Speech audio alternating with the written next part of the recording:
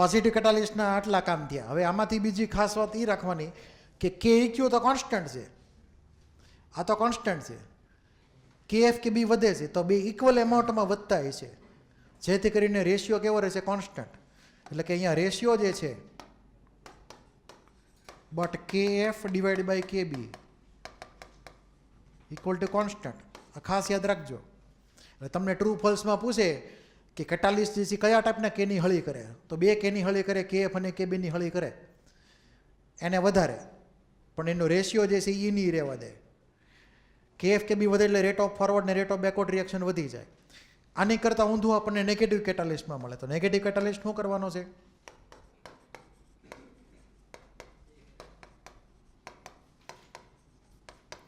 Negative catalyst તે ઓલા equilibrium કોન્સ્ટન્ટની હળી ન કરે કોઈ રીતે, પણ એ પોતે શું કરે? કે એફ ને ઘટાડે, કે બીને પણ ઘટાડે. એટલે આર એફ અને આર બી બે ઘટી જાય, પણ એનો જે રેશિયો હોય એ કોન્સ્ટન્ટ રહે. બટ કે એફ ડિવાઈડ બાય કે બી ઇક્વલ ટુ કોન્સ્ટન્ટ. હવે આ ઇક્વિલિબ્રિયમ કોન્સ્ટન્ટ જો બદલાતો ન હોય તો એનો મતલબ એમ છે કે ડેલ્ટા જી બદલાય નહીં કોઈ રીતે. કેમ કે ડેલ્ટા જીનો રિલેશન શું હતો? યાદ છે?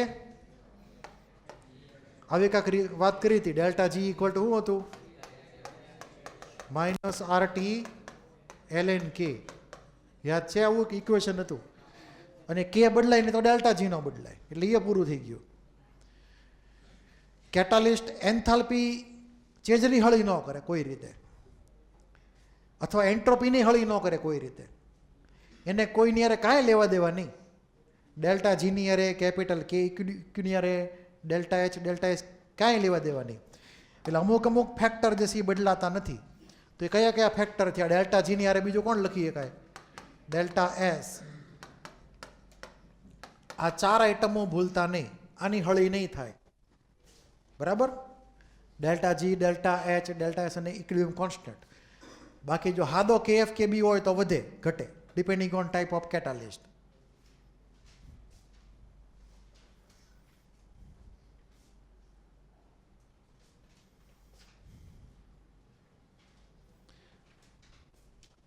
કોઈને કાંઈ ડાઉટ? આ બધું તમે લખીને બધું વાંચ્યું છે પહેલાં અગાઉ?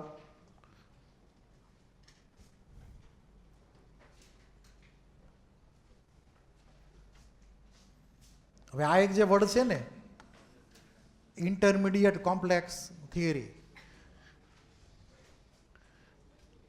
એનો આપણે ઉપર છેલ્લો મતલબ સમજી લઈએ. ઉપર છેલ્લો મતલબ કે શું છે ખરેખર? માની લો કે બે રિએક્ટન્ટ છે એ અને બી.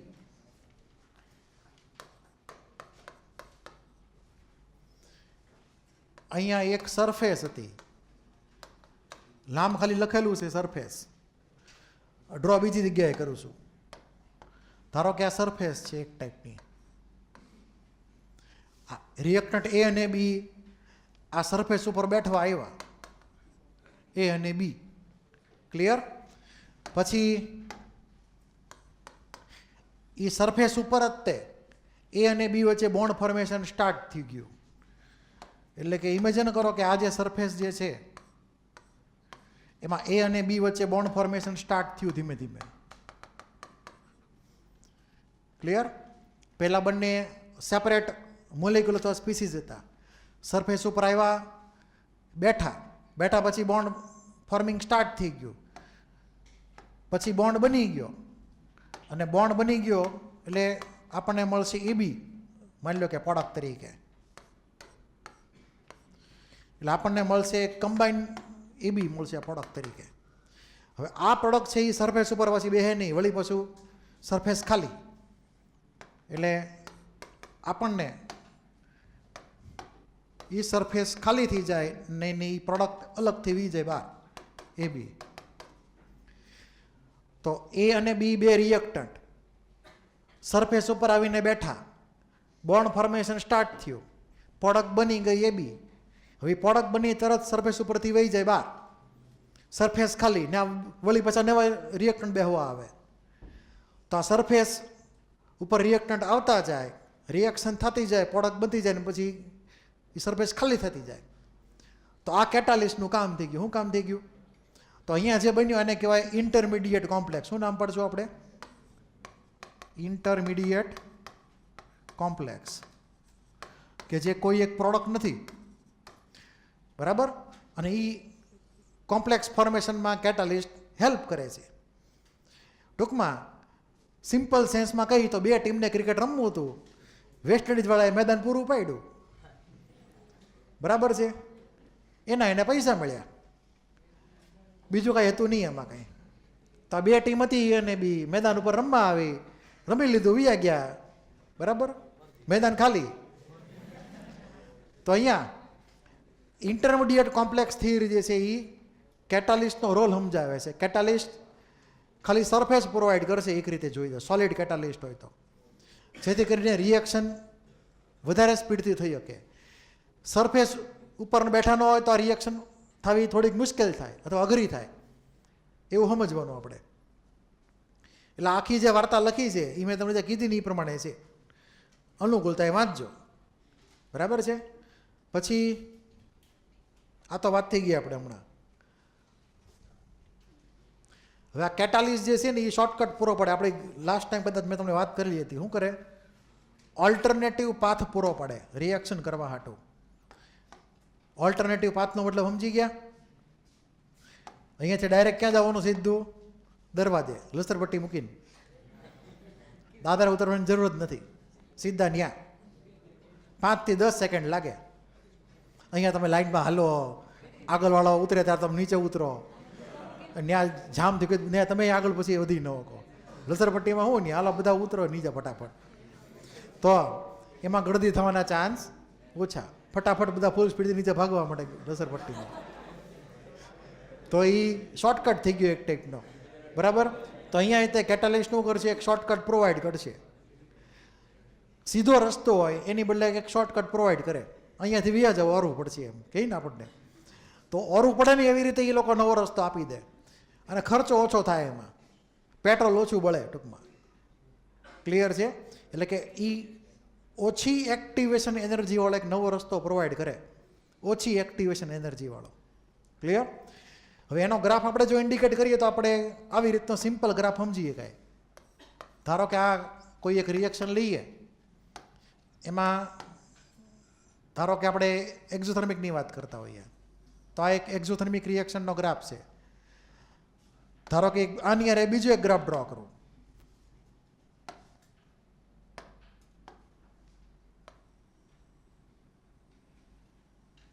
તો બેમાં શું ફેર છે? ખાલી માઉન્ટેનની હાઇટ બેમાં અલગ અલગ છે, બાકી સ્ટાર્ટિંગ પોઈન્ટ અને એન્ડિંગ પોઈન્ટ બેમાં કેવું રાખવાનું? સરખું. માઉન્ટેનની હાઇટ નાની થઈ ગઈ, તો યલો કલરમાં વધારે ઊંચો માઉન્ટેન ક્રોસ કરવો પડ્યો, જ્યારે બ્લુ કલરમાં નાનો માઉન્ટેન ક્રોસ કરવો પડ્યો. એટલે કે એક્ટિવેશન એનર્જી જે છે એ ઓછી હશે બ્લુવાળામાં યલો કરતાં. તો યલો જે છે એ અનકેટાલાઇઝ રિએક્શન. કેવી? અનકેટાલાઇઝ રિએક્શન, બિન ઉદ્દીપકીય પ્રક્રિયા. જ્યારે બ્લુ કોણ થઈ ગયું અહીંયા? કેટાલાઇઝ રિએક્શન, એટલે કે ઉદ્દીપક જેમાં વાપરેલો છે કેટાલિસ્ટ, એવી રિએક્શન થઈ ગઈ. તો આ એક્ઝોથર્મિકનો ગ્રાફ થયો. તમને આવો ગ્રાફ આપેલો હોય તો ધ્યાન રાખવાનો, આ એક્ઝોથર્મિકનો ગ્રાફ થશે. પછી એમાં બીજા બધા પોઈન્ટ આપણે લખીએ કે લખવા આવે તો પછી આપણે અલગથી લખશું, હમણાં નહીં. પછી માની લો કે આવી રીતનો ગ્રાફ હોય તો આપણે એન્ડોથર્મિકનો ગ્રાફ ઇમેજિન કરીએ કે એન્ડોથર્મિકમાં તમને એક ક્લિયર હોવું જોઈએ કે નીચે રિએક્ટન્ટ કરતાં પ્રોડક્ટ એનર્જીમાં ઉપર હોય, બરાબર.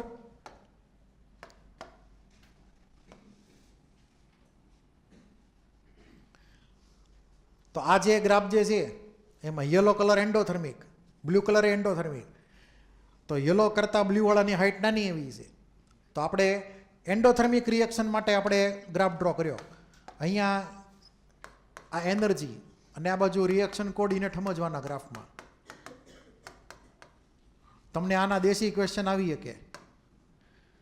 અહીંયા પણ એનર્જી અને રિએક્શન કોઓર્ડિનેટ.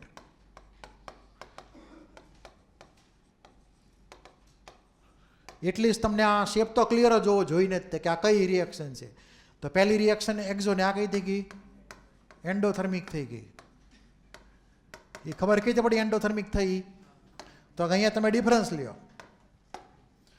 અહીંયા અને આ બાજુ આ ડિફરન્સ જે છે એ પોઝિટિવ આવશે.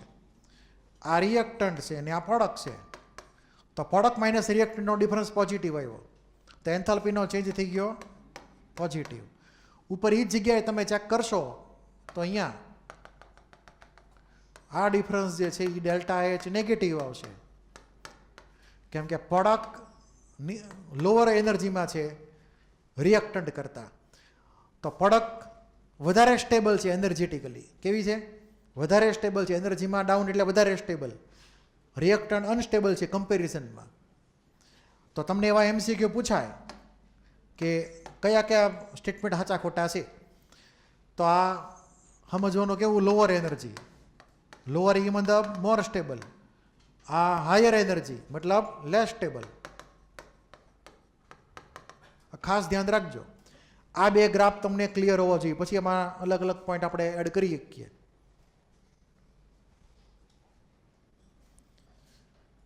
પછી તો આ ઓલ્ટરનેટિવ પાથ થઈ ગયો. પછી બીજો એક પોઈન્ટ છે કે small amount of the catalyst can catalyse a large amount of reactants. Catalyst કંઈ બહુ જોઈ નહીં, થોડોક જ જોઈ કેટાલિસ્ટ. તો આ પણ એક પ્રકારે યાદ રાખી લેવાનું તમારે. હવે આની વાત કરી લઈએ. આઈ થિંક મેં તમને અગાઉ કીધેલો જ છે એક્ટિવેશન એનર્જીનો પોઈન્ટ, કે જેની એક્ટિવેશન એનર્જી જે છે ઓછી હોય તો રેટ ઓફ રિએક્શન કેવો હોય? વધારે હોય. શું કામ? તો કે કે વધારે હોય. યાદ છે?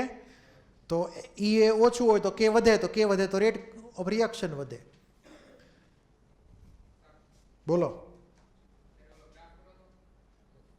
બોલો.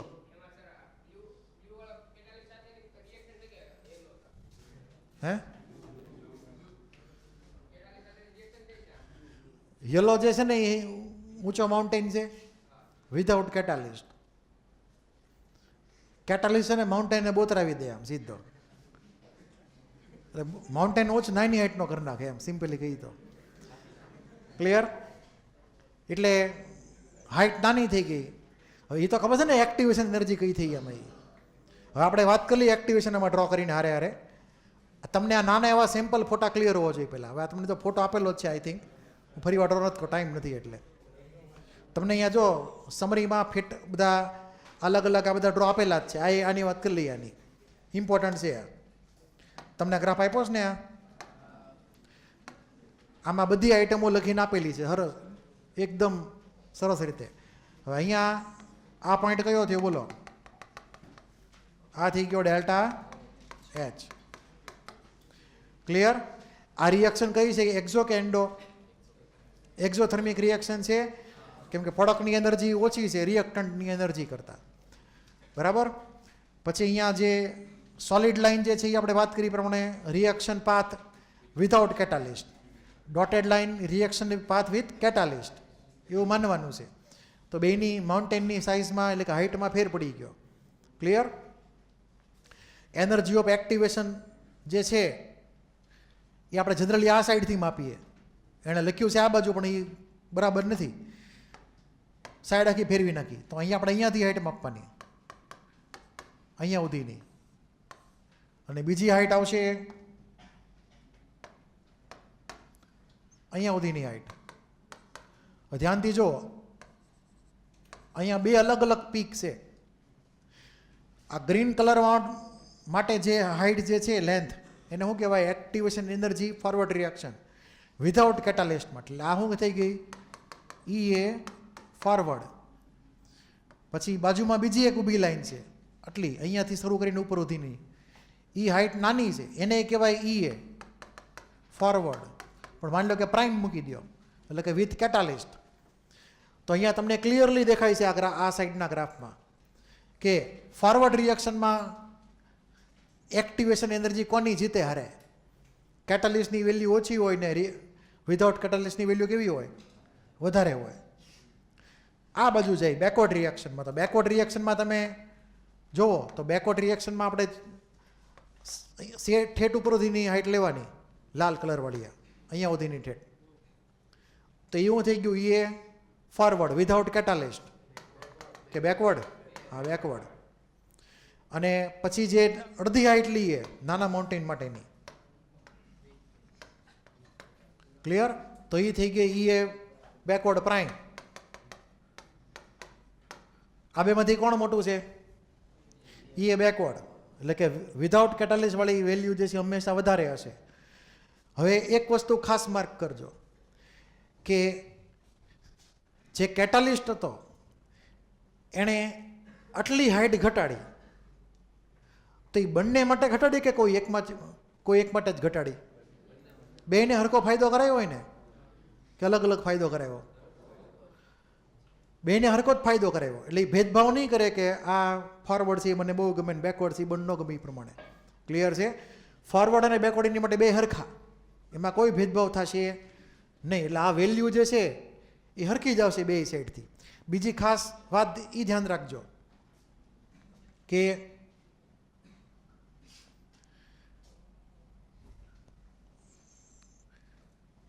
આ જે ગેપ જે છે એટલો ગેપ, આ ગેપ શું દર્શાવે છે? આ ગેપ શું દર્શાવે છે? Decrease in the activation energy by catalyst.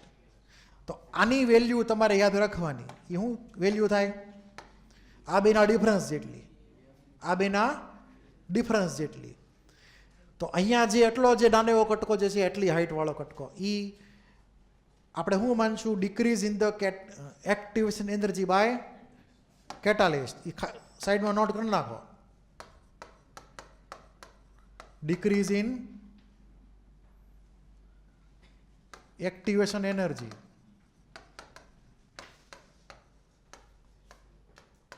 By catalyst.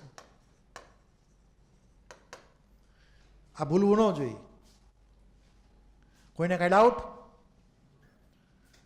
હવે આ રિએક્શન અથવા આ જે ગ્રાફ છે એ એક્ઝો માટે છે. હું એન્ડોનો ગ્રાફ તમને ડ્રો કરી દઉં છું. એમાં તમે બધું લખી નાખજો તમારી રીતે. એક્ઝામમાં ક્વેશ્ચન હોઈ શકે આના.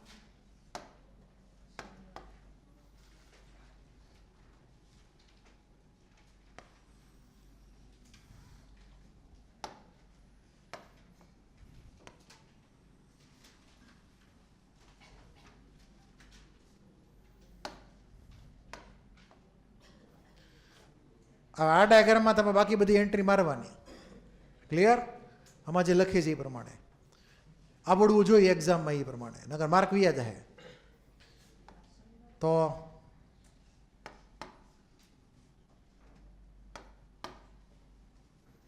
આ ડિફરન્સ કયો થયો બોલો? Delta H. પછી અહીંયા ઠેઠ સુધીની હાઇટને શું કહેવાય? ઈ એ બેકવર્ડ. આટલી હાઇટને ઈ એ બેકવર્ડ પ્રાઇમ. પછી આ બાજુ વ્યા જઈએ તો ઠેઠ ઉપર સુધીની હાઇટ માપીએ તો શું કહેશું એને? ઈ એ ફોરવર્ડ. ને થોડોક જ કટકો લઈ યલો સુધીનો તો ઈ એ ફોરવર્ડ પ્રાઇમ. ક્લિયર? અને ઉપરની પીક વેલ્યુ લઈએ ઠેઠ નીચે સુધી તો એને શું કહેવાય? Threshold energy. આના હાવ ઇઝી ક્વેશ્ચન આવે છે એક્ઝામમાં, આવડવા જોઈ. માર્ક ન જવો જોઈએ આવા ક્વેશ્ચનના. સરવાળા બાદબાકીમાં ભૂલ કરતા નહીં. બરાબર? આપણે એક ક્વેશ્ચન જોઈ લઈએ આના કેવા છે. અને આવા ગ્રાફ તમને મોડ્યુલમાં આપેલા છે, એકવાર પ્રેક્ટિસ સરખી રીતે કરી લેજો. હલો, જાઓ દઉં ને ગ્રાફ? એમાં આવું તમે જાતે લખી શકો યાર. એક તો ટોપિક આ કંટાળાવાળો છે ને એમાં જો આવું તમને સમરીમાં લખીને આપેલું છે, એકવાર નજર ફેરવી લેવાની. હવે આપણે સીધા ક્વેશ્ચનમાં જઈએ.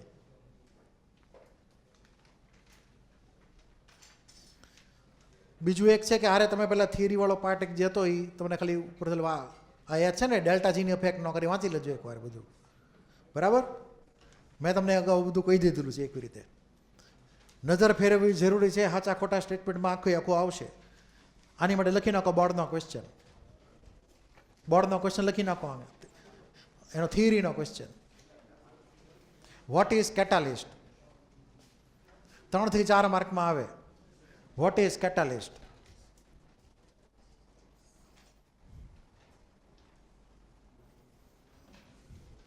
Explain the role of catalyst.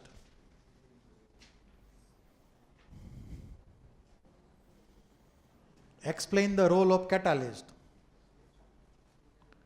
Explain the role of catalyst by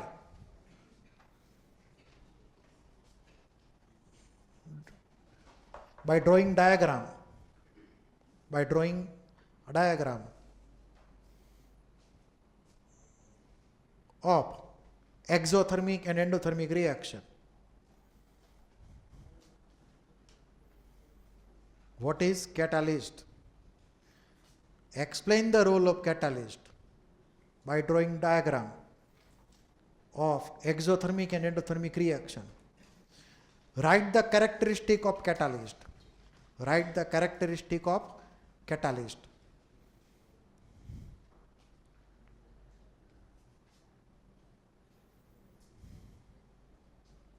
Write the characteristic of catalyst. તો બોર્ડનો 4 માર્કનો ક્વેશ્ચન છે, 2 ગ્રાફ ડ્રો કરવાના અને સમજાવવાનું કે કેટાલિસ્ટ છે એ એક શોર્ટકટ પ્રોવાઈડ કરે છે, alternative path of lower activation energy, અને એની બધી કેરેક્ટરિસ્ટિક લખવાની. બરાબર છે? જે લખી છે એ પ્રમાણે 4 માર્કનો ક્વેશ્ચન છે, આવડવો જોઈએ. હવે દાખલામાં જઈએ આપણે સીધા. આના દેશી દાખલા કેવા હોય એમ.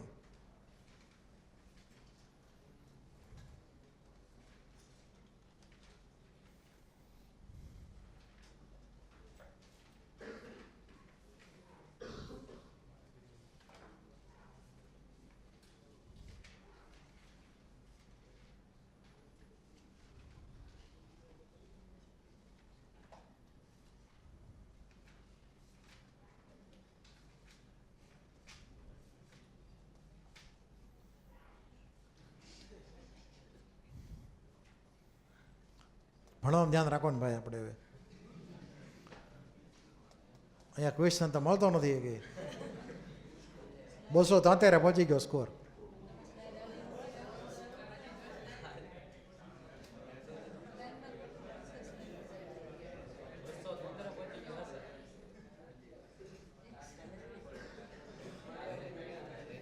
બહુ ગરીબ ભાઈ યાર આને તો.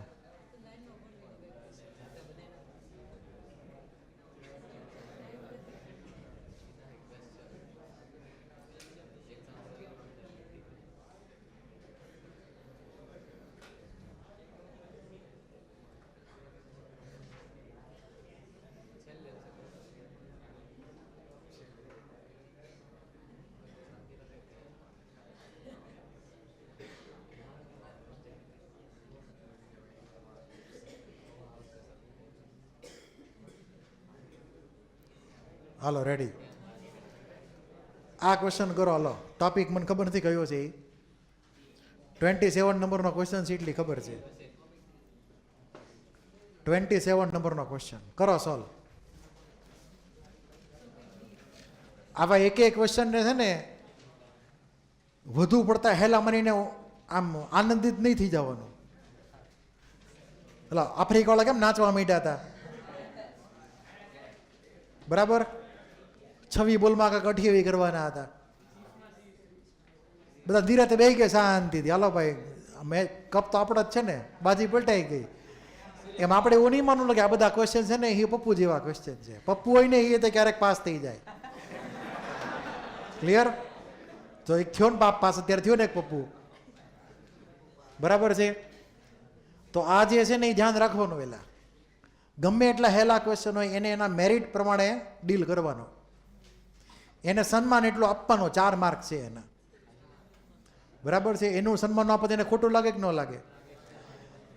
તો આ ક્વેશ્ચન જે તમને આપ્યો છે એમાં આ રિએક્શન, હવે અહીંયા જો એને તમને રમાડી ગયા, આમ લખેલું છે 20 કિલો જુલ એમ +20 કરીને. તો કોઈ રિએક્શનમાં તમને હીટ એનર્જી લખીને આપે પ્રોડક્ટ તરીકે, તો અહીંયા આ જે છે એ શું છે? +20 કિલો જુલ. એ પ્રોડક્ટ છે. Heat energy is a product. તો કઈ રિએક્શન થઈ બોલો? એક્ઝોથર્મિક રિએક્શન થઈ, બરાબર? તમને એન્થાલ્પીનો ચેન્જ ઇનડાયરેક્ટલી આપી દીધો આવી રીતે. પછી આ તો ખબર જ છે 15 કિલો જુલ તમને લખીને આપી દીધું એક્ઝોથર્મિકમાં. બીજું એક્ટિવેશન એનર્જી જે છે એ 15 કિલો જૂલ છે. એમાં નામ નથી પડ્યું ફોરવર્ડ કે બેકવર્ડ. તો ડિફોલ્ટ કયું સમજવાનું? ફોરવર્ડ. બેકવર્ડ લખ્યું હોય તો જ લેવાનું, નકર નહીં લેવાનું. એટલે 15 કિલો જૂલ તો ફોરવર્ડની વેલ્યુ થઈ ગઈ. હવે આપણને રિએક્શન નવી બનાવી નાખી, આખી ઊંધી કરી નાખી રિએક્શન. 2xy માંથી x2 ને y2. અને એની માટે તમને પૂછ્યું એક્ટિવેશન એનર્જી કેટલી. તો હવે તમે ડાયાગ્રામ ખાલી ઇમેજિન કરો તો રિએક્શન તો એક્ઝોથર્મિક છે, તો આમાં ડાયાગ્રામ થાય ને આ રીતનો. તો અહીંયા કોણ આવશે? x2 ને y2 ને આ બાજુ 2xy. તો આપણને જે વેલ્યુ આપી છે એ કઈ વેલ્યુ છે? આ વેલ્યુ કેટલી છે? 15. અને આ જે છે એ કેટલી છે? 20. 20 જ છે ને, પણ માઇનસમાં આવે. પ્રોડક્ટની એન્થાલ્પી માઇનસ રિએક્ટન્ટની એન્થાલ્પી. હું તો આ બેકવર્ડ રિએક્શનની વેલ્યુ કેટલી હોય તો બધાને આવડે કે ન આવડે? આ વેલ્યુ. તો આખી હાઇટ આ એન્થાલ્પી ચેન્જની વેલ્યુ મેગ્નિટ્યુડ પ્લસ બીજી હાઇટ, તો આન્સર થયો 35 કિલો જૂલ. ક્લિયર? ગ્રાફ ઉપરથી જ વર્કઆઉટ કરજો.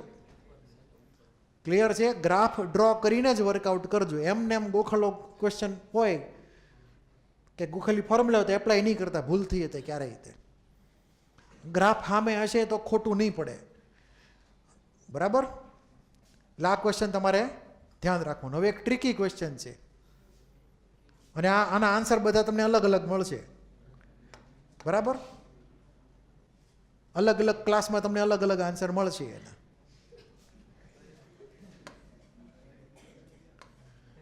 કેમ કે આમાં બધાને ડિસ્પ્યુટ છે. એ કામ કે ને એ કામ કે. કોનું માનવું? કોઈનું નહીં. જય માતાજી. બરાબર? તો આ ક્વેશ્ચન મેં તમને કીધું એમ જેના 2 આન્સર છે, જેવી જેની દ્રષ્ટિ એ પ્રમાણે એના જવાબ. બરાબર છે? તો આપણે એ સમજીએ શું છે એ ખરેખર. હવે આ ક્વેશ્ચન જે છે ને એવો ને એવો ક્વેશ્ચન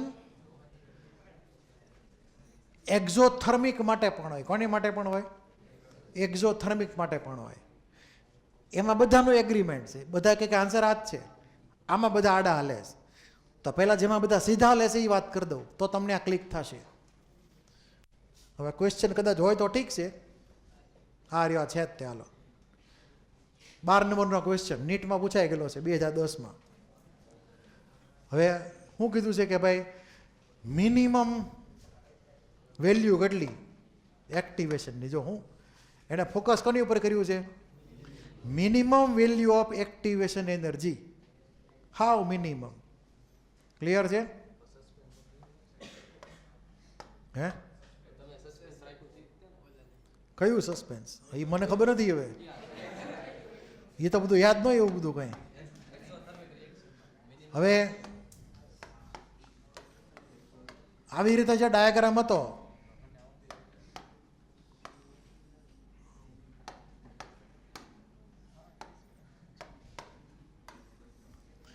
એમાં આ જે એનર્જી હતી એ એક્ટિવેશનની હતી અને બાકીની જે વેલ્યુ હતી એ કેમાં ગણવી? એન્થાલ્પી છે એટલો. બરાબર? જસ્ટ ઇમેજિન કરો કે આ માઉન્ટેન આપણે ધીમે ધીમે કાપતા ગયા, આમ ધૂળ બધી કાઢતા ગયા બધી ધીમે ધીમે. તો માઉન્ટેનની હાઇટ ઘટે કે ન ઘટે? તો આપણે માઉન્ટેન રોજે રોજ થોડાક ધૂળ બધી બહાર રવાના કરતા ગયા એટલે ધીમે ધીમે શું થયું? માઉન્ટેનની હાઇટ ઘટવા માંડી. અને કાં તો હિમાલય તો હિમાલય ધીમે ધીમે પીગળતો ગયો. એવું માનો ને સિમ્પલ કેસમાં. તો આ હિમાલય છે ધીમે ધીમે ધીમે પીગળે છે એટલે ધીમે ધીમે ક્યાં હાઇટ પહોંચી જાય? લેવલ ટુ લેવલ સીધી આવી જાય. ક્યાં કલર વાપરવો હવે? કલર કયો સારો છે આમાં? તો જો તમે અહીંયા પહોંચી જાઓ, સીધા તમે આમ ગાડી લઈ જાઓ, માઉન્ટેન જ નહીં, સીધી ગાડી નીચે. લસરપટ્ટીમાં કેમ હોય આમ સેટ ઢાળવાળી હોય આમ? માઉન્ટેન ક્રોસ જ ન કરવાનો આવે ક્યાંય. એટલે રિએક્ટન્ટના એનર્જી લેવલથી સ્ટાર્ટ કરવાનું સીધું નીચે પડકને એનર્જી લેવલે. આ એક લસરપટ્ટી જેવું થઈ ગયું. તો આ બ્લુ આ જે પિંક કલર જે છે એ શું ઇન્ડિકેટ કરે છે? Zero activation energy. કેટલી? Zero activation energy. ક્લિયર? તમને એક એક્ઝામ્પલ આપું. ફ્રીજમાં ઓલો એકદમ ઠંડુ પાણી હોય ને, ફ્રીજનું ઠંડુ પાણી એકદમ, એને ફ્રીજમાંથી બહાર કાઢો અને ઓલા ગ્લાસમાં નાખો, સ્ટીલના ગ્લાસમાં, પછી મૂકી દો બહાર ગ્લાસ. તો વોટ ઇઝ ધ ઓબ્ઝર્વેશન? બહારની સાઈડ શું થાય? ડ્રોપલેટ્સ આવી જાય, પાણીના ટીપા બચી જાય. બહારની સાઈડ ક્યાંથી આવ્યા? એ ગ્લાસમાંથી બહાર આવી ગયા. તો હે કે ગ્લાસનું પાણી બહાર આવી ગયું? અચ્છા, એટમોસ્ફિયરનું હતું. ઓકે, હાલો. તો એટમોસ્ફિયરની જે વેપર હતી એ ક્યાં વહી ગઈ? બધી ગ્લાસની સરફેસ ઉપર. ક્લિયર? એટમોસ્ફિયરમાં જેટલો પણ ભેજ હતો, મોઇશ્ચર, એ બધું ક્યાં ડિપોઝિટ થઈ ગયું? ગ્લાસની સરફેસ ઉપર. એના ઠંડક હતી એટલે. એસી કોને ન ગમે? બરાબર? કોઈને ગરમીમાં રહેવું નથી, બધાને એસી રહેવું છે. તો એને એસી રહેવું જોઈએ ને, નહીં તે. તો બધા ગેસ મોલિક્યુલ ક્યાં આવી જાય? લિક્વિડ ફોર્મમાં, અને કન્વર્ટ થઈ જાય ઓલા ગ્લાસની સરફેસ પર ભેગા થઈ જાય બધા. ક્લિયર? તો આ જે પ્રોસેસ છે એ ક્યારે થાય? કે જો પાણી ખૂબ ઠંડુ હોય તો. સાદા પાણીમાં થાય? સાદા પાણીમાં હવે કોનું ટેમ્પરેચર વધારે? સાદા પાણીનું કે ઠંડા પાણીનું? સાદા પાણીનું ટી વધારે. સાદા પાણીમાં આપણને આ ઘટના જોવા મળતી નથી, ઠંડા પાણીમાં જ જોવા મળે છે. મતલબ શું થયો? કે અમારે પ્રોસેસ સ્ટાર્ટ કરાવી હોય તો મારે કાંઈ એક્ટિવેશન એનર્જી આપવાની એને, કે એને સ્પાર્ક આપવાનો, હાલો સ્ટાર્ટ થાવ બધા એ પ્રમાણે. ખાલી ટેમ્પરેચર ડાઉન કરવાનું. ક્લિયર છે? એટલે મારે ઉલટાની એનર્જી ઓછી કરી નાખવાની છે, વધારવાની નથી. તો સીધું અહીંયા પહોંચાડી દીધું. ક્યાં પહોંચાડી દીધું? સીધું આમ જ ગાડી નીચે ઉતરી. તો આ જે પિંક કલર જે છે એ ઝીરો વેલ્યુ ઇન્ડિકેટ કરે છે. અને એ મેં તમને જે એક્ઝામ્પલ કીધું એ પ્રમાણે, એટલે કે એક્ઝોથર્મિક રિએક્શન હોય, બરાબર, એની મેળે જ ભાગ્યા કરે અને એની એક્ટિવેશન એનર્જી ઓલમોસ્ટ ઝીરો હોઈ શકે ખરા. આ એક્ટિવેશન જો ઝીરો છે, એક્ટિવેશન એનર્જી માપવાની ક્યાંથી હોય? અહીંયાથી શરૂ કરી ઉપરની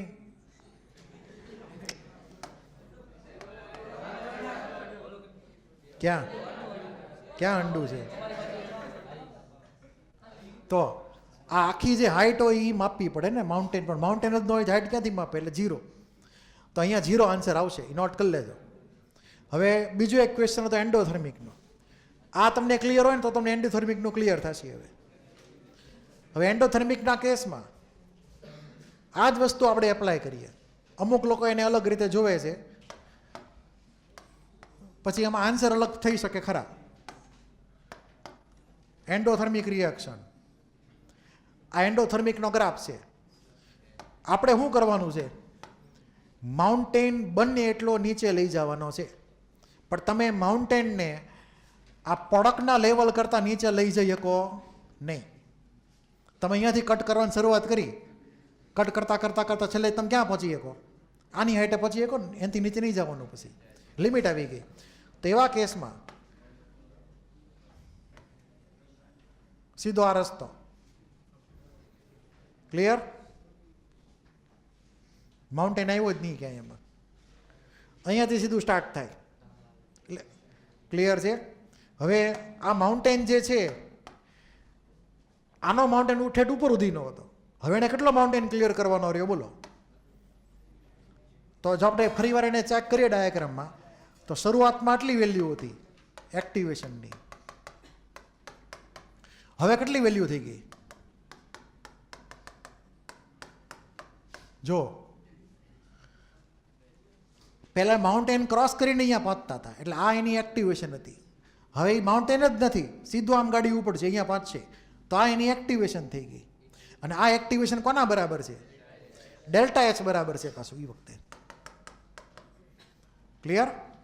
તો આમાં આનો મતલબ એમ થયો કે કોઈ રિએક્શન એન્ડોથર્મિક છે, એ જેટલી હીટ એબ્સોર્બ કરશે એ બધી રિએક્શનમાં વાપરી નાખશે. ક્લિયર? ઇનડાયરેક્ટલી મતલબ એવો થયો, કેમ કે ડેલ્ટા એચ પોઝિટિવ છે મતલબ શું કરશે? હીટ એબ્સોર્બ કરશે. બધી હીટનો ઉપયોગ ક્યાં કરશે? Reactant two product. માઉન્ટેન ઉપર જશે જ નહીં. ક્લિયર? આ માઉન્ટેન ચડવાનો જ નથી, એને સીધું આમ જ જવાનું છે, સીધું ડાયરેક્ટ રિએક્ટન્ટ ટુ પ્રોડક્ટ. તો અહીંયા મિનિમમ એક્ટિવેશન એનર્જી આવી ગઈ કે જે ઇક્વલ ટુ ડેલ્ટા એચ છે. અમુક લોકો એવી રીતે કહે છે કે ના ના, કે આમ નહીં, તમારે આમ માનવાનું. આ જે ફોર્મ્યુલા જે હતી એ ફોરવર્ડ માઇનસ એ બેકવર્ડ, એ લોકો એમ કહે છે કે આ પોતે નોન ઝીરો છે. શું છે?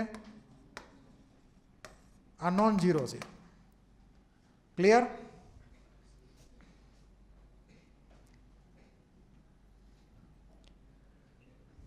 નોન ઝીરો જ છે ને. હવે આ નોન ઝીરો વેલ્યુ તમે આમાંથી માઇનસ કરો ત્યારે તમને ડેલ્ટા એચ મળે. બરાબર? તો મતલબ એવો થાય કે જો આ નો હોત તો ડેલ્ટા એચ લેસ ધેન ઈએ થઈ જાત, આમ થાત. એટલે જસ્ટ ઇમેજિન કરો મેથેમેટિકલી, આપણે આમ સમજીએ. ધારો કે આ 20 છે, 20 ઇક્વલ ટુ 50 માઇનસ 30. 30 હોય જ નહીં, આ ધારો કે હોય જ નહીં, કે બહુ હાવ ઓછા હોય ધારો કે, તો આ બે વિદ્યા આ જવાબ થયો. એ લોકો આમ સમજાવે છે, પણ આ ડાયાગ્રામ નથી વિચારતા એ લોકો કે ભાઈ આ ડાયાગ્રામ આમે જઈએ કાંઈ પાછું. એટલે અમુક જગ્યાએ આપણને આન્સર આપેલો છે delta H equal to activation energy. અમુક જગ્યાએ આન્સર આપેલો છે કે E A more than delta H એમ, અથવા delta H less than E A forward, એવી રીતે આન્સર આપેલો છે. આમાં જે આપ્યો હોય તમે જોઈ લો તમે તારે. બરાબર? એટલે શું આન્સર આપેલો છે આમાં?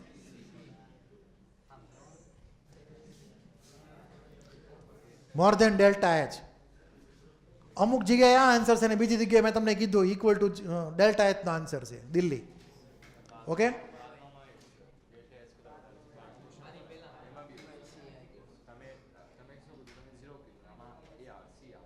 કેમાં?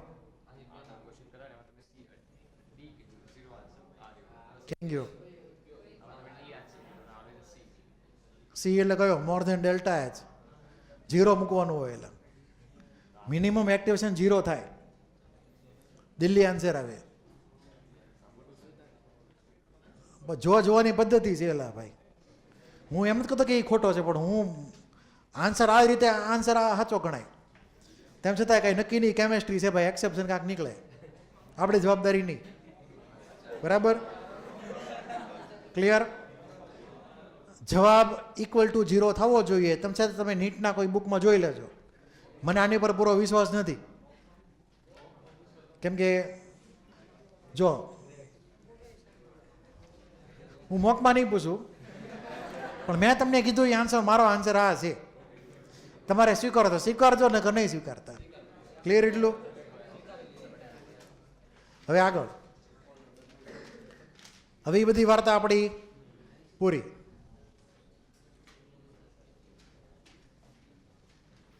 આ બધા આરએનએસના ન્યુમેરિકલ થઈ ગયા હતા ને આપણે. આરએનએસ કમ્પ્લીટ હતું. હલો, કેટાલિસ્ટની વાર્તા પૂરી. હવે શરૂ કરીએ બીજી એક વાર્તા.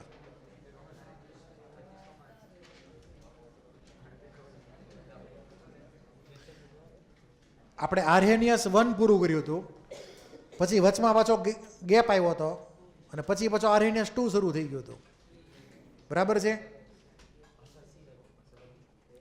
એક વાર તમને આ બધા ક્વેશ્ચનની પહેલાં વાત કરી દઉં છું, એટલે થોડુંક કામ પતી જાય. ધ્યાન આપજો. આ 4 અલગ અલગ ડાયાગ્રામ છે. બરાબર?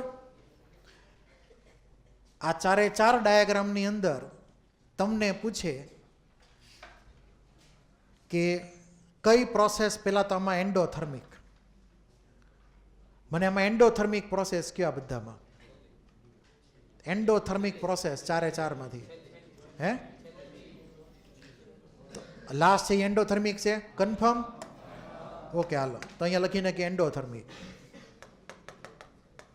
બાકી બધી કેવી માનવાની છે? એક્ઝોથર્મિક. આ ક્વેશ્ચનમાં ધ્યાન આપજો, બહુ ઇમ્પોર્ટન્ટ ક્વેશ્ચન છે. પછી બીજી ખાસ વાત, તમને પૂછે આમાંથી સિંગલ સ્ટેપ રિએક્શન કઈ, તો સિંગલ સ્ટેપ રિએક્શન હોય એમાં એક જ પીક આવતું હોય. શું આવતું હોય? સિંગલ પીક આવે, સિંગલ માઉન્ટેન હોય. આમાં ડબલ માઉન્ટેન છે, અહીંયા ડબલ માઉન્ટેન, અહીંયા ડબલ માઉન્ટેન છે. તો સિંગલ પીક આવે તો સિંગલ સ્ટેપ. તો આ જે છે એ સિંગલ સ્ટેપ છે. બાકીના બધા કેવા ગણવાના? મલ્ટી સ્ટેપ, એટલે કે 2 સ્ટેપ. બાકી બધા અહીંયા 2 સ્ટેપ જ છે, બાકી બધામાં 2 પીક કેવા થઈ ગયા? 2 સ્ટેપ થઈ ગયા. તો આ 2 સ્ટેપ, આ પણ 2 સ્ટેપ. પછી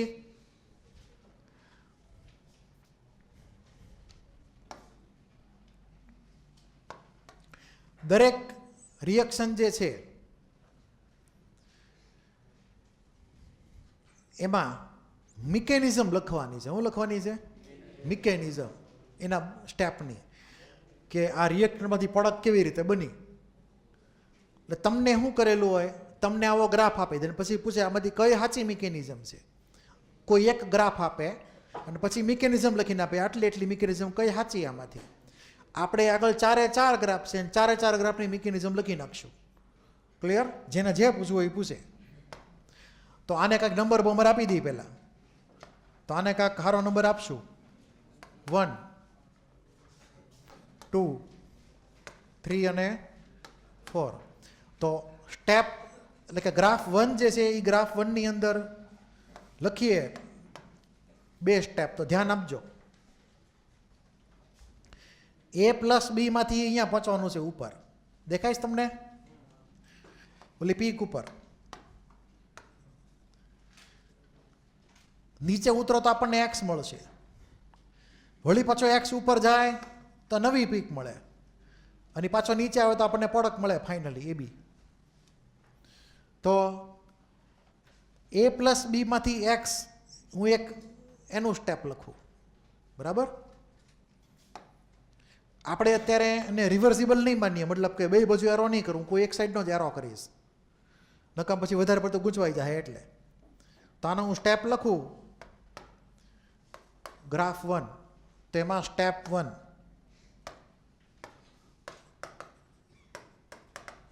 A+B માંથી x બન્યું. એનો કોઈ એક રેટ કોન્સ્ટન્ટ K1 હશે, ધારો કે કોઈ એક રેટ કોન્સ્ટન્ટ કે હું ઓલી બેકવર્ડની સાઈડ નથી લખતો. બરાબર? મેં ખાલી ફોરવર્ડનો જ રેટ કોન્સ્ટન્ટ લખેલો છે. હાલો નહીં લખી નાખીએ, નકામ પછી પ્રોબ્લેમ થશે, પૂછશે તો પાછા. હાલો હું 2 લખું છું એટલે તમને લોજિક એકદમ ક્લિયર થઈ જાય. તો એ આમ એટલે બહુ ભૂલ કરી.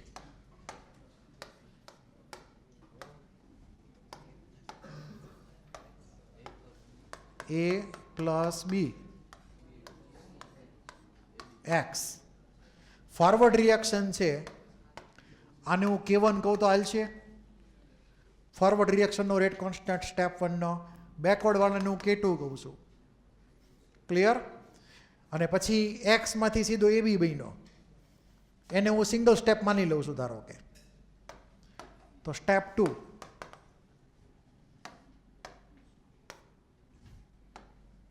આ એક હરખી રીતે સમજજો તો બીજી બધી આવડશે નહીં મળે.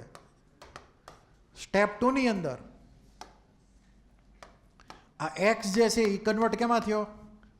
AB માં. તો એનો કોઈ એક રેટ કોન્સ્ટન્ટ મળી લે K3 એ તો સપોઝ. હવે હું તમને એમ કહું કે આ K1, K2 ને K3 ને સરખાવો, એટલે કે ઇક્વેટ કરો, કોણ નાનું મોટું. બરાબર છે? તો જો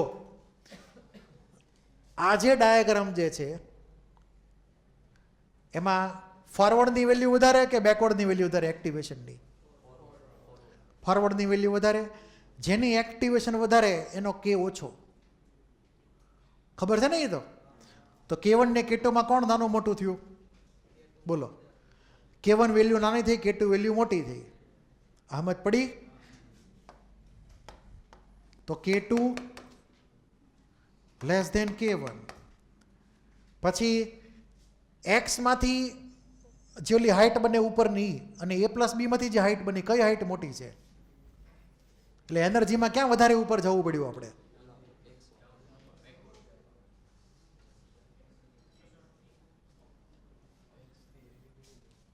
એ ક્લિયર નથી થતું સારું ગ્રાફમાં. આટલો ગેપ ને આટલો ગેપ, આમ તો સિમિલર લાગે છે. અહીંયા સ્કેલ નથી આપેલું, નકર સ્કેલ ઉપરથી કઈ વખત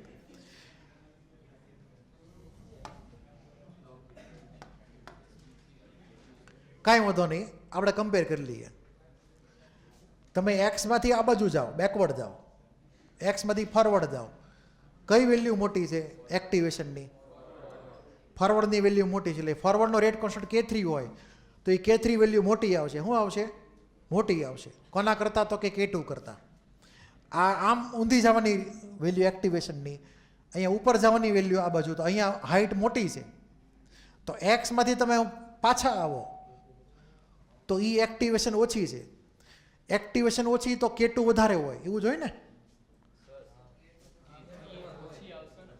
હે, એક મિનિટ, આમાં ભૂલ નથી ને, જોવા દો પેલા. આમ અહીંયા જ ભૂલ થઈ છે. K1 ને K2 મોટો હોવો જોઈએ, સોરી, આમાં ભૂલ છે.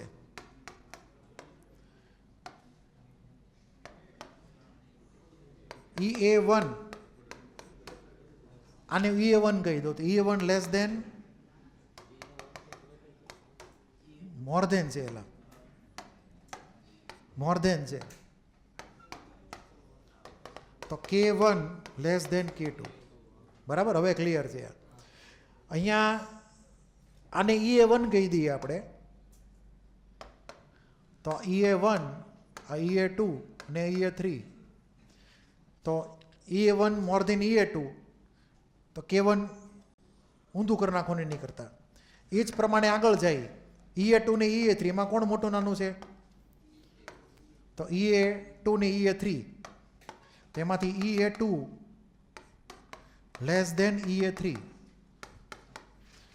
તો K2 મોર દેન K3. આવો રિલેશન થયો. એક રીતે જોઈએ તો આપણને સ્કેલ આપ્યા નથી અહીંયા, એટલે કન્ફર્મ ન કહી શકીએ, પણ આપણને આવો રિલેશન થયો. K2 મોર દેન K3, K2 મોર દેન K1. પણ હવે K1 ને K3 ની કમ્પેરિઝન કરી શકાય નહીં સ્કેલ વગર. ઓકે, તો આ એની એક સિમ્પલ મિકેનિઝમ થઈ ગઈ. એ પ્રમાણે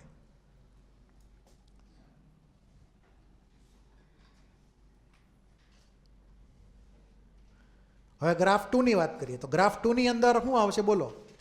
single step reaction, A plus સીધું શું મળે? AB. સિંગલ સ્ટેપ, એમાં 2 સ્ટેપ આવશે નહીં.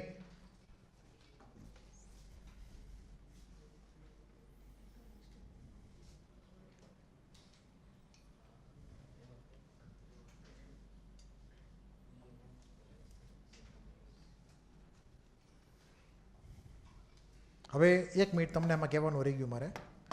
આને હું RDS કહી દઉં, સ્લો સ્ટેપ. શું કહી દઉં? Slow step. કેમ કે આ બાજુની હાઇટ કરતાં ઉપરની હાઇટ મોટી છે. જેમ હાઇટ મોટી હોય એમ K નાનો આવે. K નાનો આવે એટલે રેટ ઘટી જાય, તો સ્લો સ્ટેપ થઈ જાય.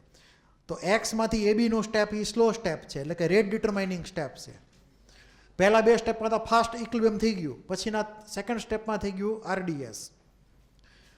આ ગ્રાફમાં તો સવાલ નથી લખવાનો આવતો કોઈ, ડાયરેક્ટ તમે સિંગલ સ્ટેપ લખી શકો. ગ્રાફ નંબર 3, ગ્રાફ નંબર 3 ની અંદર ડિફરન્સ ફાઇન્ડ કરો. ધ્યાનથી જો હું જે કહું, આ પહેલું સ્ટેપ જે છે અહીંયા સુધી પહોંચવાનું, એમાંથી એક્સ બને.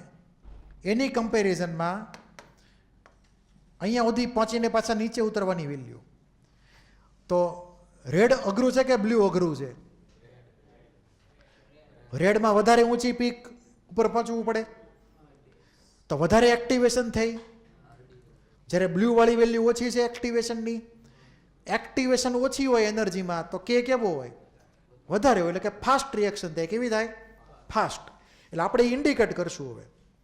તો અહીંયા જો મારે લખી નાખવું હોય ગ્રાફમાં, તો આ છે ને એ સ્લો સ્ટેપ છે, અને આ સાઈડનો સ્ટેપ કેવું છે? ફાસ્ટ સ્ટેપ છે.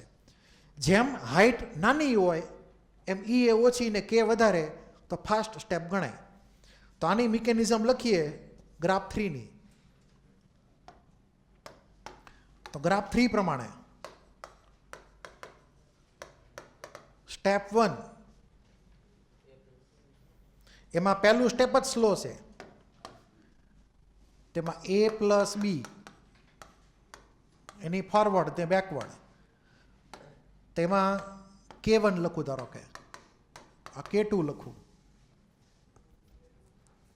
અને આને કીધું સ્લો સ્ટેપ. હવે આ સ્લો સ્ટેપ છે, બરાબર. તો આપણે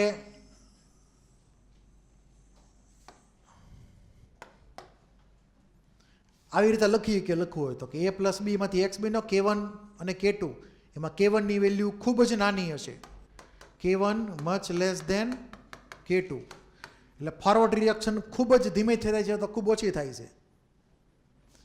અને ત્યારબાદ સ્ટેપ 2 આવશે. સ્ટેપ 2 ની અંદર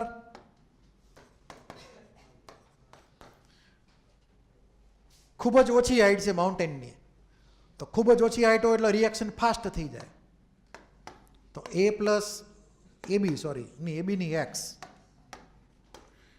X માંથી સીધું આપણને મળશે AB, અને એ સ્ટેપ હશે ફાસ્ટ, એને K3 કહી દઈએ.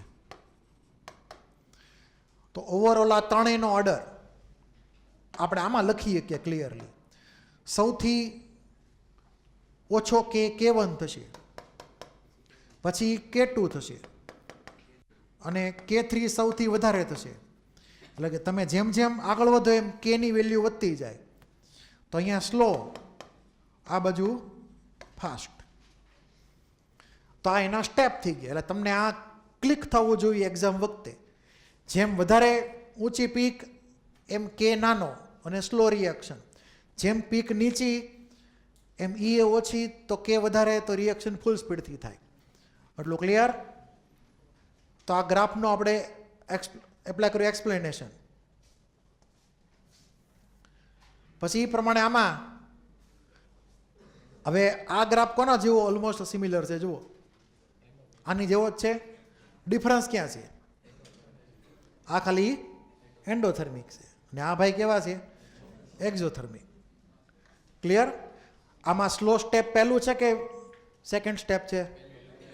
પહેલા સ્ટેપની પીક મોટી છે, તો પહેલું સ્ટેપ કેવું થઈ ગયું? સ્લો. આ સ્ટેપ કેવું થઈ ગયું? ફાસ્ટ. તો અહીંયા સ્લો ને અહીંયા ફાસ્ટ લખીએ કાંઈ લખવું હોય તો. આ ક્લિયર એટલું? તો હવે આવા ટાઈપના ક્વેશ્ચન જે ઉપર પૂછાઈ ગયેલા છે એની વાત કરી લઈએ.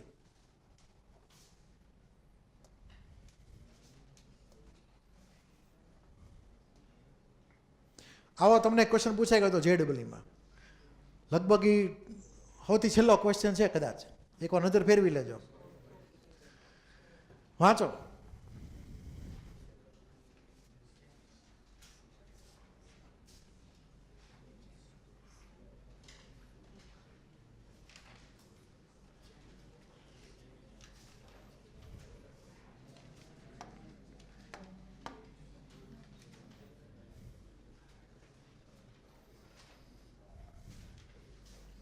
તો રિએક્શન એક્ઝો કે એન્ડો?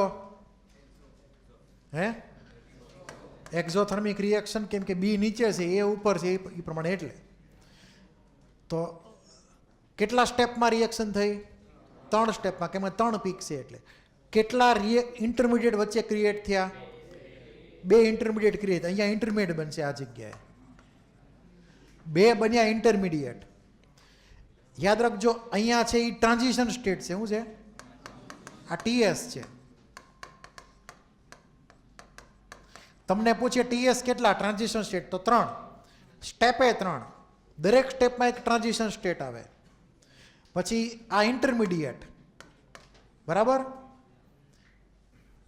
જે થોડો ઘણો સ્ટેબલ હોય TS કરતાં. તો બધા TS કરતાં બધા ઇન્ટરમીડિયેટ મોર સ્ટેબલ છે. પણ એ બંને ઇન્ટરમીડિયેટ કરતાં કોણ વધારે સ્ટેબલ છે? B. પ્રોડક્ટ B બધા કરતાં સ્ટેબલ છે, 2 ઇન્ટરમીડિયેટ કરતાં.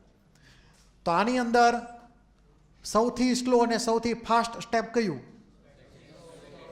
સેકન્ડ સ્ટેપની પીક વધારે, ઊંચી પીક એટલે વધારે એક્ટિવેશન એનર્જી, વધારે મોટો ખર્ચો, તો રિએક્શન સ્લો થઈ જાય. પીક હાઇટ નાની તો ગાડી ફૂલ સ્પીડમાં ભાગે. ક્લિયર? તો અહીંયા ફાસ્ટ, અહીંયા સ્લો, આ મીડિયમ. આ ક્લિયર છે? તો હવે તમે આમાંથી મેચ કરો એ પ્રમાણે, તો આન્સર થઈ જાય ચેન્નઈ. તો આવા દેશી દાખલા આવડે કે ન આવડે? Hello, clear? ખાલી નંબર ઓફ પીક્સ ગણવાના છે ને નંબર ઓફ ટીએસ ગણવાના, નંબર ઓફ ઇન્ટરમીડિયેટ ગણવાના. ક્લિયર એટલું? કોઈને કાંઈ ડાઉટ હોય તો બોલો. તો આવા ક્વેશ્ચન તમે અવસ્થિમાં આપેલા છે. હવે આ બધું પૂરું. હવે છેલ્લો ટોપિક, એક પોઈન્ટ વચમાં બાકી રહી ગયો. હવે આપણે ઓલા પણ વિયા જઈએ. ઓલો ટોપિક જે હતો ને, નહોતો કીધું મેં તમને, વચ્ચેથી આવ્યો હતો એક ટોપિક, આર્હેનિયસ 1 પછી હતો, બરાબર? એ ટોપિકની વાત શરૂ કરીએ આપણે.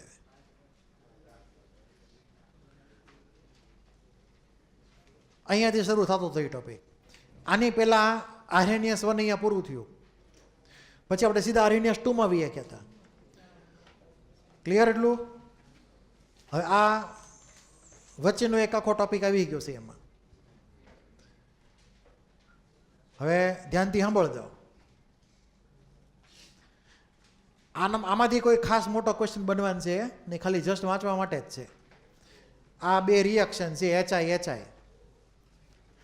એટલે કે H2 ને I2 ભટકાય, તેમાં રિએક્શન થઈ. હવે આ રિએક્શન જેથી એમાં ધ્યાન એવું રાખવાનું છે, આપણે આ ગ્રાફ આગળ જતાં પણ આપણને બીજા એક કેસમાં કામ લાગશે.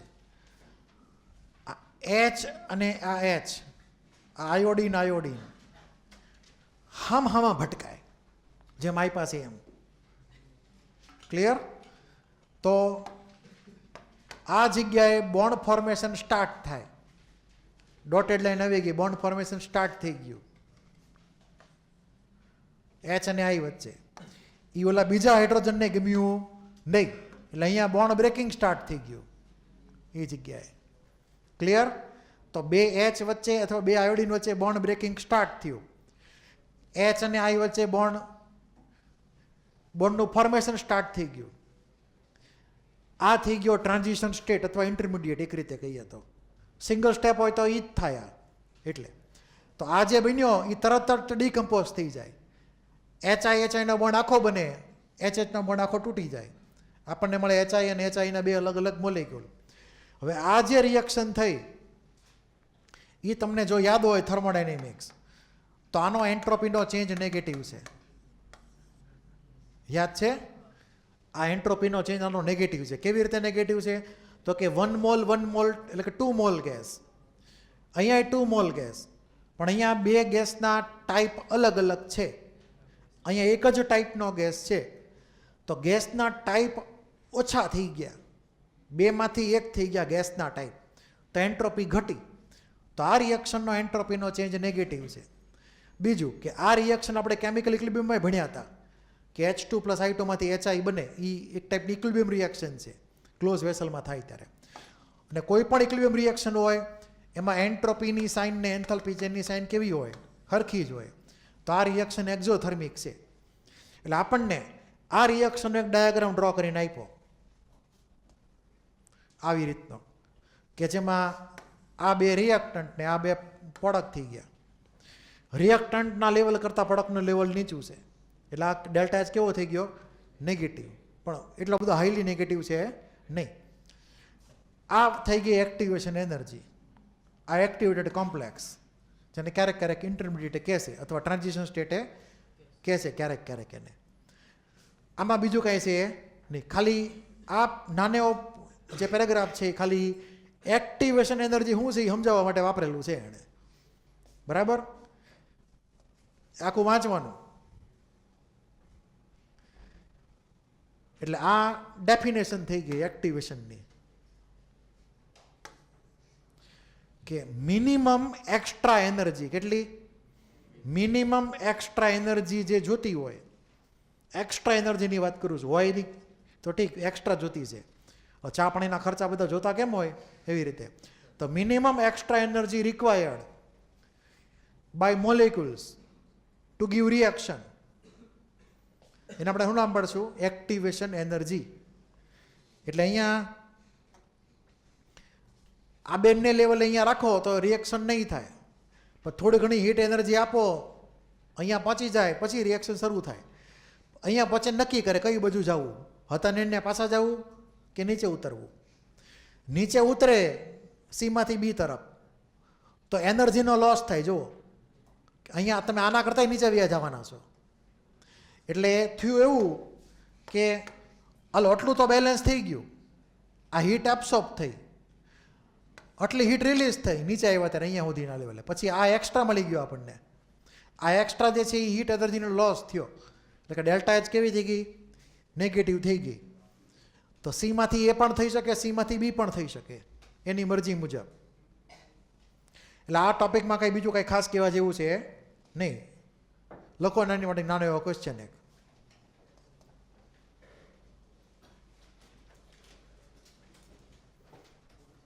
Define activation energy. Define activation energy and reaction coordinate. Define activation energy and reaction coordinate.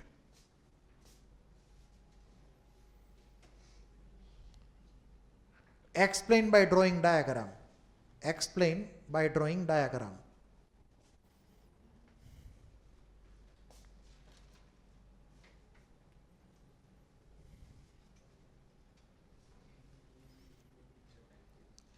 Explain by drawing diagram. તો આની અંદર એક્ટિવેશનની એનર્જી તો અહીંયા વેલ્યુ મળી ગઈ એની ડેફિનેશન. હવે એક ટર્મ છે રિએક્શન કોર્ડિનેટ, એનો મતલબ કરવાનો છે. એનસીઆરટીમાં લાઇન ટુ લાઇન યાદ રાખવાનું અમુક ટર્મ્સ. તો એનસીઆરટી પ્રમાણે રિએક્શન કોર્ડિનેટ શું હતું?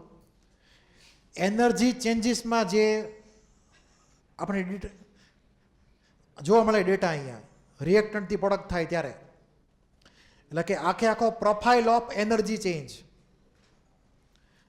જ્યારે રિએક્ટન્ટ કન્વર્ટ થાય પ્રોડક્ટની અંદર, તો એ આખો જે પ્રોફાઇલ છે એનર્જીનું એને નામ પડશે રિએક્શન કોઓર્ડિનેટ. ક્લિયર? એટલે તમને કદાચ ટ્રુ ફોલ્સના સ્ટેટમેન્ટ પૂછે તો તમારે ખાલી એવું એટલું કહીએ કે ભાઈ રિએક્ટન્ટ જેમ જેમ નજીક આવતા જાય એમ એનર્જી વધતી જાય. અહીંયા એક પોઈન્ટે વધારે પડતા નજીક આવે તો એનર્જી બહુ વધી ગઈ. ક્લિયર? પછી એ બ્રેક થઈ ગયો રિએક્ટન્ટને કન્વર્ટ થઈ ગયો પ્રોડક્ટમાં, ત્યારે એનર્જી ઘટી ગઈ પછી હતી નહીં એ પ્રમાણે. તો આ એનર્જી ચેન્જીસ ઇન્ડિકેટ કરે છે એક રીતે જોઈએ તો. અહીંયા પીક એનર્જી આવી ગઈ આ પોઈન્ટ ઉપર, પીક એનર્જી. હવે મેઇન ક્વેશ્ચન હવે શરૂ થાય છે. એટલે આ ગ્રાફ થાય ને પૂરો એટલે પૂરું અહીંયાથી શરૂ થાય છે જે છે ને ભાઈ, અહીંયાથી આખો નવો ટોપિક છે. આ બધું અગાઉનું છે, બધું વધ્યું ઘટ્યું લખવાનું. આમાં થોડીક એરર છે એની વાત કરી લઈએ. વાંચો આટલો નાનો એવો પેરેગ્રાફ, એમાં એક બે જગ્યાએ એરર છે. અહીંયા આવશે ફાઇનલ એન્થાલ્પી અને અહીંયા હવે ડીકમ્પોઝિસ આવશે. ડીકમ્પોઝિસ આવશે અહીંયા. ખાસ ધ્યાન રાખજો, એક્ટિવેશન એનર્જી જે છે એ ટેમ્પરેચર ઉપર ડિપેન્ડ નહીં કરે. ક્લિયર? એક્ટિવેશન એનર્જી ડિપેન્ડ કરશે રિએક્ટન્ટ અને પ્રોડક્ટના નેચર ઉપર. કેવા રિએક્ટન્ટ છે ને કેવી પ્રોડક્ટ બનાવવાની છે, બરાબર? એની ઉપર ડિપેન્ડ કરશે એક્ટિવેશન એનર્જી. એને ટેમ્પરેચર અને કાંઈ લેવા દેવા છે નહીં. Is that clear? તો તમને એવો ક્વેશ્ચન આવે કે એક્ટિવેશન એનર્જી કોની ઉપર ડિપેન્ડ કરે, તો ભૂલથી ટેમ્પરેચર નહીં લખતા. ને લખવાનું હું nature of reactant and product, એની ઉપર ડિપેન્ડ કરે. હવે આ અહીંયાથી શરૂ થાય છે બધું. અહીંયાથી શરૂ થાય લખવાનું, લખતા જવાનો ગ્રાફ ડ્રો કરવાનો, પૂરું અહીંયા સુધી. પછી આરઈએનએસ 2 શરૂ થઈ જાય. આ ગ્રાફ સુધીનું લખાણ, એટલે કે ગ્રાફ ઇન્ક્લુડ કરી દેવાનો છેલ્લે લખાણમાં. આગળ બધું તમને આપેલું છે, બધી સમજૂતી આપેલી છે એની. ફાઇનલી આ ગ્રાફ આવશે અને આ ગ્રાફ જ તમારે ખાલી યાદ રાખવાનો અને એને લાગતા શબ્દો બધા લખી નાખવાના તમારી લેંગ્વેજમાં. માર્ક મળી જાય. ઓકે, થોડીક વાર વાંચો. શરૂ કરો અહીંયાથી વાંચવાનું, પછી સમજાવું છું. વાંચો આખે આખો તમારી રીતે.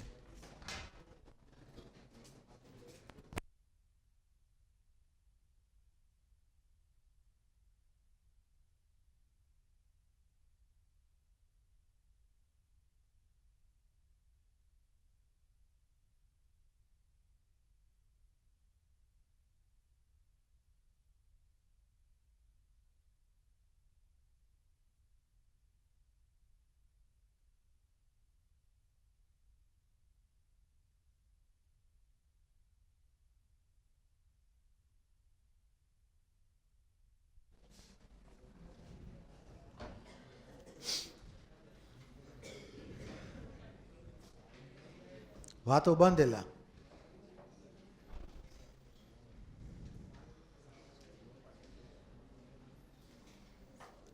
ગ્રાફનું એક્સપ્લેનેશન જ ખાલી આપેલું છે. હવે ધ્યાનથી સાંભળો, ટાઈમ નથી હવે. સિટી રોડ હોય, શું હોય? સિટીનો રોડ. પછી સ્ટેટ હાઈવે, પછી નેશનલ હાઈવે. આપણે 3 જણને કમ્પેર કરીએ. ધારો કે સિટી રોડ ઉપર કોઈ એક પર્ટિક્યુલર ટાઈમની અંદર 100 વ્હીકલ હાલે છે, 100 જેટલા વાહનો ભાગે છે, ટૂંકમાં હાલે છે એટલે ભાગે છે એમ. એટલા ને એટલા 100 વાહનો સ્ટેટ હાઈવે ઉપર અને એટલા જ તે ઓલા નેશનલ હાઈવેમાં ભાગે છે ફૂલ સ્પીડથી.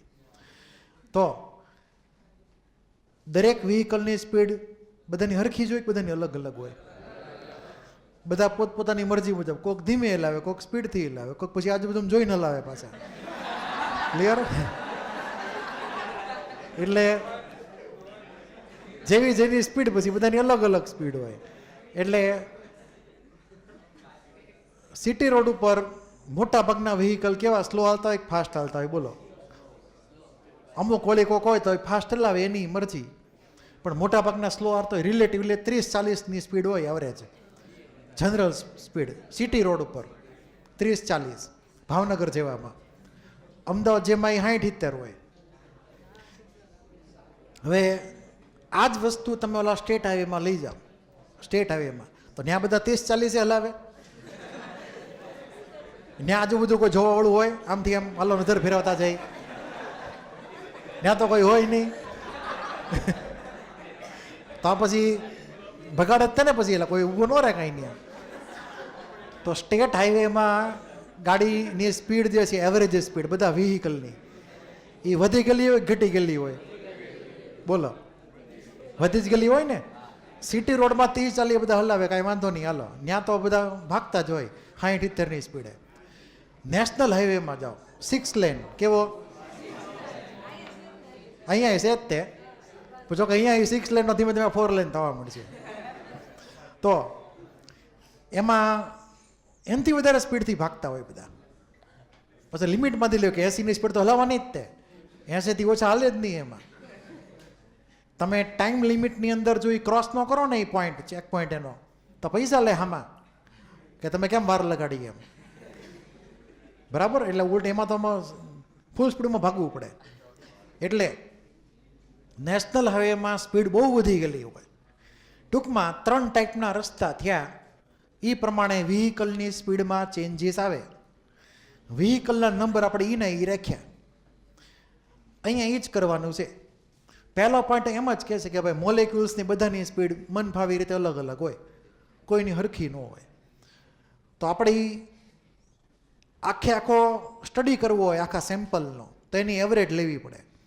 કોઈ એક જણનો સ્ટડી ન થાય, કોઈ એક વ્હીકલનો સ્ટડી ન થાય, કે કોઈ એક મોલેક્યુલનો સ્ટડી ન થાય. આખા જથ્થાનો સ્ટડી કરવાનો હોય. તો એ બધું કામ છે એ મેક્સવેલે કર્યું. ઓસ્ટ્રેલિયા વાળો નહીં હો.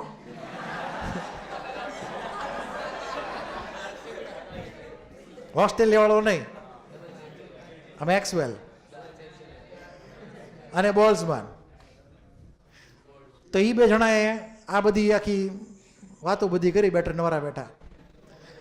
તો બોલ્ઝમાન અને મેક્સવેલ જે છે એણે આખો સ્ટડી કર્યો કે શું છે આખી વાર્તા એમ. તો એને આવો ગ્રાફ મળ્યો. આ જે ગ્રાફ છે એ કોઈ એક સિંગલ ટેમ્પરેચર માટે છે, પર્ટિક્યુલર ટેમ્પરેચર માટે. એમાં આ એરિયા જે છે આ કર્વનો આખો એરિયા એ ટોટલ નંબર ઓફ મોલેક્યુલ્સને ઇન્ડિકેટ કરે છે. એરિયા કોને પ્રપોર્શનલ છે? આ ગ્રાફનો area proportional to NT, total number of molecules NT, આખો એરિયા નીચેનો, એટલે અહીંયા આખું માની લો, આમ એરિયા લઈ લો આખો અહીંયા સુધીનો ક્લોઝ એરિયા એક્સિસ જ્યારે એ એરિયા પ્રપોર્શનલ છે ટોટલ નંબર ઓફ મોલેક્યુલ્સને. એમાંથી અમુક મોલેક્યુલ જે છે અમુક ફ્રેક્શનના મોલેક્યુલ એ લેવા હોય તો આ અહીંયા ફ્રેક્શન આપેલો છે NE by NT. આ ફ્રેક્શન ઓફ મોલેક્યુલ્સ છે. ધારો કે આ પોઈન્ટ ઉપર મારે જોતું છે કે કેટલા મોલેક્યુલની એનર્જી આટલી કાઇનેટિક આપેલી છે, તો આ ઉપર લઈ જઈએ અને આ બાજુ ફ્રેક્શન સેટ કરાવી દઈએ એનો, બરાબર. પછી હજી લોઅર વેલ્યુમાં જઈએ તો આપણને અલગ અલગ ફ્રેક્શન મળે. હવે તમે જેમ જેમ આગળ જતા જાઓ આ પીક પોઈન્ટ ક્રોસ કરીને તો બધી અહીંયા શું આપણને મળે? ફ્રેક્શન હાવ ઓછા થતા જાય. મતલબ સિટી રોડની અંદર મોટા ભાગના વ્હીકલ છે એ આ બધી એવરેજ સ્પીડના હાલશે છે 30-40માં. બહુ ઓછા વ્હીકલની સ્પીડ 60-70ની હશે આ રીજનમાં. આને કહેવાય હાઈ કાઇનેટિક એનર્જી. આટલો ભાગ આ કેવો ભાગ છે? Low kinetic energy. ક્લિયર? તો at a given temperature high kinetic એનર્જીવાળા મોલેક્યુલના ફ્રેક્શન કેવા હોય? ઓછા હોય. ક્લિયર છે? બીજા બધા કરતા કમ્પેરિઝનમાં. તો આ ખાલી જનરલ ડિસ્ટ્રીબ્યુશન થયું મોલેક્યુલર વેલોસિટીનું. તમારે આવો ગ્રાફ ફિઝિક્સમાં આવતો હોય છે. હવે આ જે છે એ કોઈ સિંગલ ટેમ્પરેચર માટે છે અને બે ટેમ્પરેચર માટે ડ્રો કરીએ, બે ટેમ્પરેચર માટે, તો આપણને આવો ગ્રાફ મળશે. હવે આ જે ગ્રાફ થયો એમાં એક વસ્તુ જો તમને ક્લિક થતી હોય તો કે આપણે આ પોઈન્ટને ખાલી માર્ક કરીએ. આ પીક પોઈન્ટ છે. શું છે? Peak point. તો પીક પોઈન્ટ ઉપર જે અહીંયા જે આવે નીચે, ધારો કે આ વેલોસિટી હોય તેને વેલોસિટી ન કહેવાય, મોસ્ટ પ્રોબેબલ વેલોસિટી. યાદ છે? ફિઝિક્સમાં ભણી ગયા. Most probable velocity. રામને ઓળખો?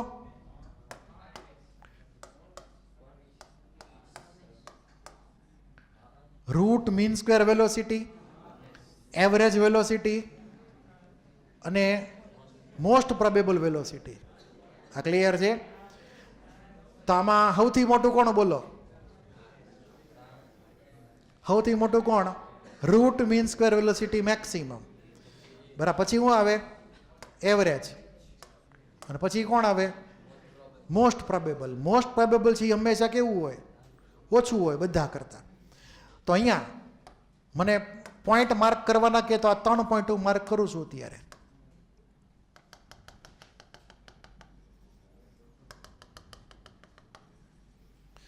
તો અહીંયા આ જો મોસ્ટ પ્રોબેબલ હોય, મોસ્ટ પ્રોબેબલ ખબર છે ને કોને કહેવાય?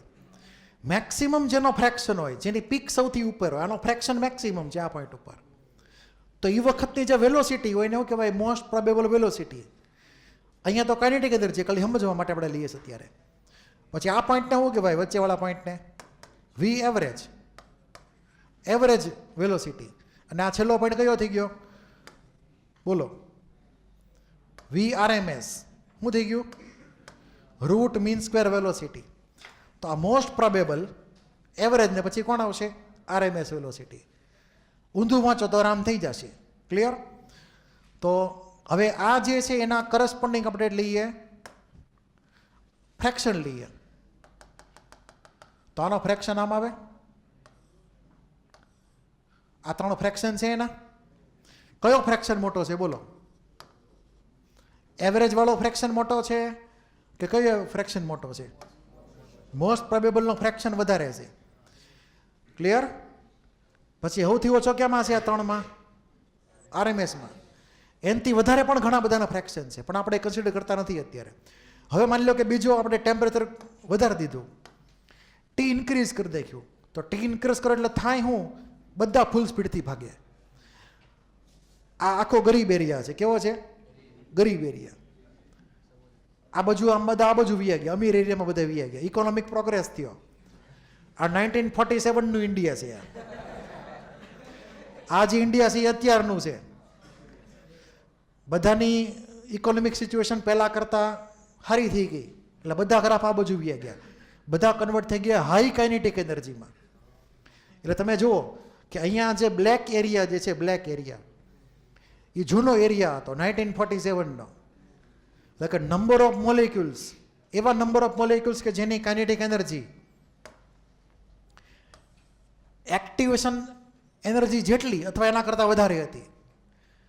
આ આખો બ્લેક એરિયા ટેમ્પરેચર ટી વખતે તમે જ્યારે ટેમ્પરેચર વધારી દીધું 10 ડિગ્રી સેલ્સિયસ, તો હવે આ નવો ગ્રે કલરનો એક્સ્ટ્રા એરિયા એડ થઈ ગયો. આ જે નવો એક્સ્ટ્રા એરિયા એડ થયો એ શું દર્શાવે છે કે ટેમ્પરેચર વધ્યું એટલે એવા મોલેક્યુલનો ફ્રેક્શન વધી ગયો કે જેની જે કાઇનેટિક એનર્જી હતી એ એક્ટિવેશન જેટલી અથવા એનાથી વધારે હતી. એવા લોકોની સંખ્યા વધી ગઈ. બરાબર છે? કેમ કે એરિયા ઓલમોસ્ટ કેવો થઈ ગયો? ડબલ થઈ ગયો ઓલમોસ્ટ. એટલે કે ટેમ્પરેચર જ્યારે વધે કોઈ પણ રિએક્શનનું ત્યારે મિનિમમ એનર્જી રિક્વાયરમેન્ટ જે હોય એની કરતાં વધારે વેલ્યુ હોય એવા મોલેક્યુલની સંખ્યા અગાઉ કરતાં બમણી થઈ જાય, ડબલ થઈ જાય ઓલમોસ્ટ. હવે આ જે બધા મોલેક્યુલ બધા છે જે હાઈ કાઇનેટિક એનર્જીવાળા છે, ગ્રે કલરના નવા કેસમાં એક્સ્ટ્રા ઉમેરાણા, બ્લેક તો હતા જ તે, એ મોલેક્યુલ્સ હવે રિએક્શન સ્ટાર્ટ કરશે અને રિએક્શન આપણને આપશે પ્રોડક્ટ ઈ પ્રમાણે. એટલે થશે એવું કે ટેમ્પરેચર જ્યારે વધ્યું 10 ડિગ્રી સેલ્સિયસ, કેટલું વધ્યું? 10 ડિગ્રી સેલ્સિયસનું ટેમ્પરેચર વધી ગયું તો રેટ ઓફ રિએક્શન વધી ગયો. રેટ ઓફ રિએક્શન શું કામ વધ્યો? તો કે એવા મોલેક્યુલ્સની સંખ્યા વધી ગઈ જેની આગળ સફિશિયન્ટ કાઇનેટિક એનર્જી હતી રિએક્શન કરવા હાટું. ક્લિયર છે?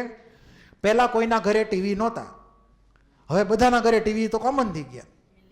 ટીવી વગરનું લગભગ કોઈ ઘર હોતું નથી. 1980-85માં લગભગ ટીવી તમે જુઓ તો આખી સોસાયટીમાં એક જણના ઘરે હોય. હું પોતે બીજાના ઘરે જોવા જતો. હવે એવું કાંઈ છે નહીં. ક્લિયર? એટલે શું થઈ ગયું કે બધા આગળ વ્યા ગયા. હવે સંખ્યા વધી ગઈ તો આ રેટ ઓફ રિએક્શન વધારે છે. એટલે તમારે એ યાદ રાખવાનું છે કે આ જે ટર્મ જે છે ને એ મેથેમેટિકલ ટર્મ કઈ છે? તો E પાવર -EA/RT. આ યાદ રાખજો, આ વેલ્યુ. તમે આને ક્રોસ કરો ને આ મેથેમેટિકલ નંબર, આ એક ટાઈપનો ફ્રેક્શન છે. શું છે આ? ફ્રેક્શન છે. આની વેલ્યુ <1 છે. બરાબર? E પાવર 0 મૂકો તો 1 થઈ જાય. ક્લિયર? તો આની વેલ્યુ 0 થી 1 ની વચમાં આવશે. 0 તો ક્યારે હશે જ નહીં. તો આ ફ્રેક્શન છે એક ટાઈપનો. અને એ ફ્રેક્શન શું કોનો ફ્રેક્શન છે? Fraction of molecules with sufficient kinetic energy required four reaction. Clear છે? તો એ આપણને આ વેલ્યુ ઉપરથી મળશે. લખી નાખો આની માટે ક્વેશ્ચન, એટલે ટોપિક પૂરો. લખો ક્વેશ્ચન, 3 માર્કનો છે, બોર્ડમાં પૂછાવાનો છે.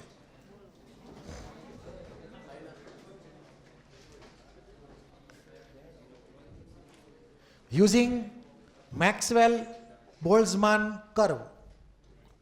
Using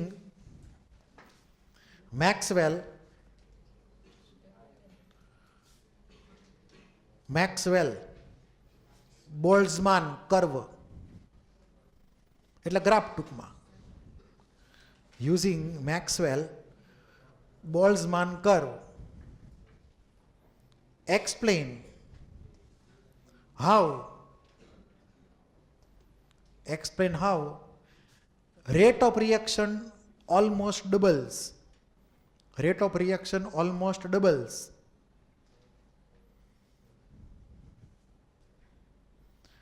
Rate of reaction almost doubles when temperature is increased by 10 degrees Celsius.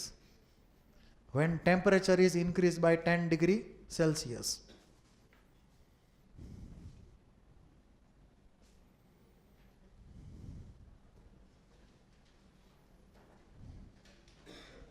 ગુજરાતીમાં એમ કહીએ તો એમ થાય કે મેક્સવેલ બોલ્ઝમાન વક્રને આધારે સમજાવો કે શા માટે પ્રક્રિયાનું તાપમાન 10 ડિગ્રી સેલ્સિયસ વધારતા પ્રક્રિયા વેગ લગભગ બમણો થાય છે.